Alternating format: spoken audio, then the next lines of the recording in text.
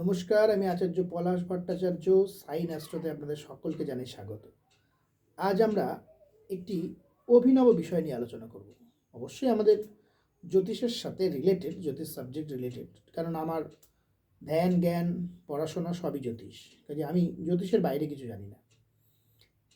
তা আমাদের জ্যোতিষের সাথে বাস্তুশাস্ত্র অঙ্গাঙ্গিভাবে জড়িত, অর্থাৎ জ্যোতিষের একটি পার্ট, কিন্তু আমরা বাস্তুশাস্ত্রকে নিয়ে আলোচনা করি।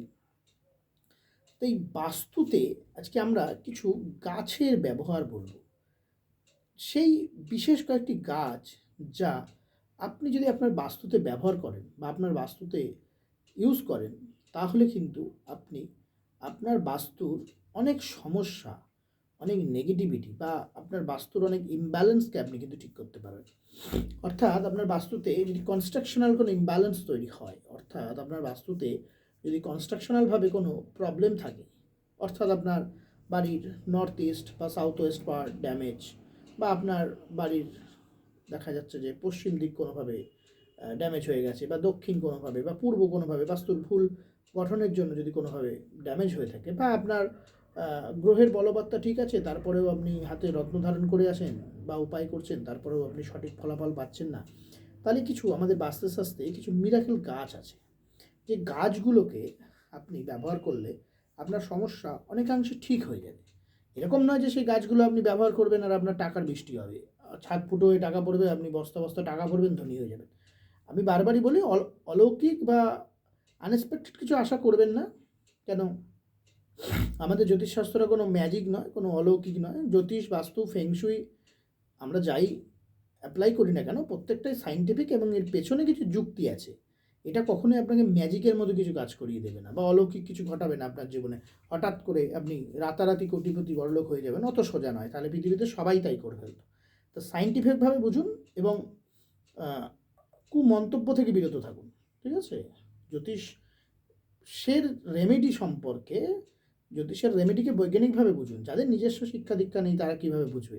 অনেকের অনেক কমেন্ট দেখি, অনেকে অনেক কথা বলে শুনি যে এইটা ওই হবে না, এটা সেই হবে না, এই জ্যোতিষ কিছু করতে পারবে না। আরে বাবা, জ্যোতিষ কিছু করতে পারবে না, তুমি কি করতে পারবে কিছু? তোমার কি দক্ষতা আছে, তোমার কি যোগ্যতা আছে? তুমি যার বিরুদ্ধে আঙুল তুলছো, তুমি তার বিরুদ্ধে কি জানো, তার সম্পর্কে কি জানো? তুমি কথা বলার আগে একটা হুটহাট মন্তব্য করে ফেললেই হলো? আরে আমরা কি জ্যোতিষী কখনো বলেছে যে তোমার ভাগ্য পাল্টে দেবে, তোমাকে কোটিপতি করে দেবে, তোমাকে রাজা করে দেবে? আমি একটা বাস্তু রেমেডি বললাম, সেটা করবেন আর আপনি রাজা হয়ে যাবেন, তা হয়? এগুলো শুধুমাত্র আপনার প্রভাবকে ঠিক করে। জ্যোতিষটা সাইন্টিফিক ব্যাপার, তো সেটা বুঝতে গেলে আপনার মধ্যেও তো সেই যোগ্যতাটা থাকা দরকার না? তবে তো আপনি জ্যোতিষকে অনুধাবন করতে পারবেন।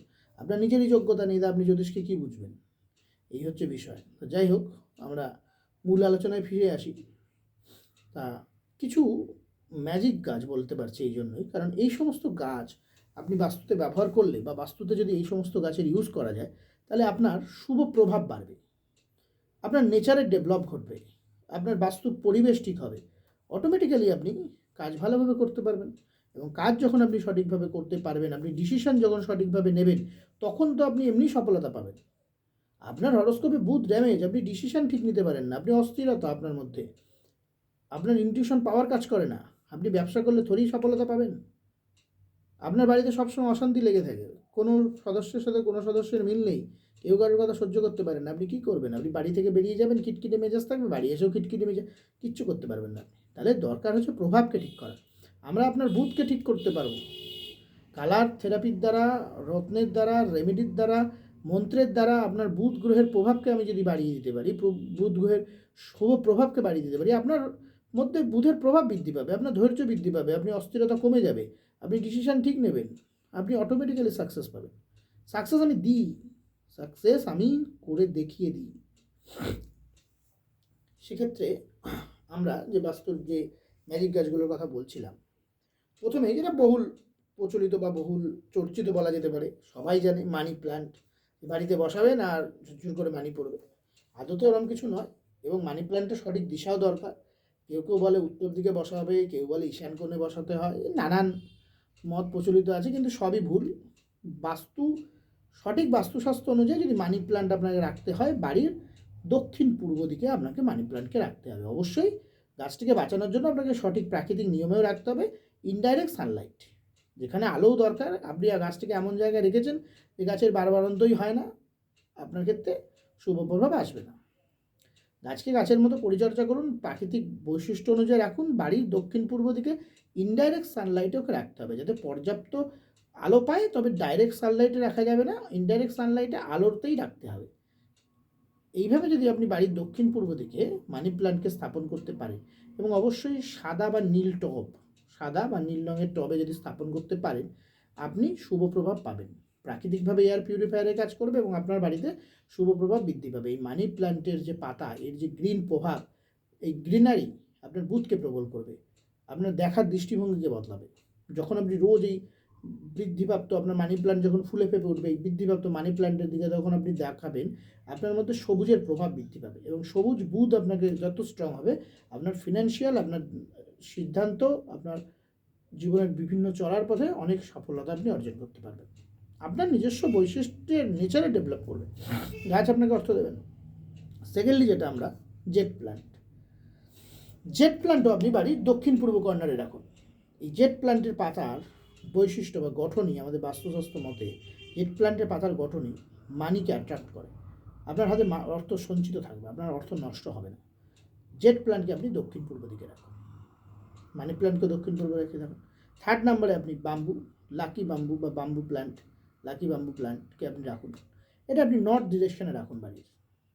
চতুর্থত, আপনি বাড়িতে অবশ্যই তুলসী গাছ লাগান, যত পারেন বাড়িতে তুলসী গাছ লাগান, ভরিয়ে ফেলুন তুলসী গাছে বাড়ি, বৃন্দাবন বানিয়ে ফেলুন, দেখুন কত শুভ প্রভাব পাবেন। এবং বিশেষ কিছু যত্নেরও প্রয়োজন নেই। এবং পঞ্চমত, বাড়িতে আপনি পিস লিলি রাখুন। পিস লিলি আপনি আপনাদের বেডরুমে রাখতে পারেন, ড্রয়িং রুমে রাখতে পারেন। পিস লিলি, এই 5টি গাছ আপনি বাড়িতে সঠিকভাবে রাখুন, দেখুন কী ধরনের ম্যাজিক প্রভাব পান। পাবেন, প্রভাব পাবেন। বাস্তুস্বাস্থ্য মতে গ্যারেন্টেড প্রভাব পাবেন। সম্পূর্ণ বাস্তুস্বাস্থ্য মতে কথা বলছি, এগুলো প্রভাব পরীক্ষিত, সত্য। আপনি করুন, আপনি রাখুন, ব্যবহার করুন, তারপরে আমাকে জানান কমেন্টে, দেখুন কী ফলাফল পান। সকলে ভালো থাকবেন, আনন্দ থাকবেন, দেখতে থাকুন সাইন অ্যাস্ট্রো।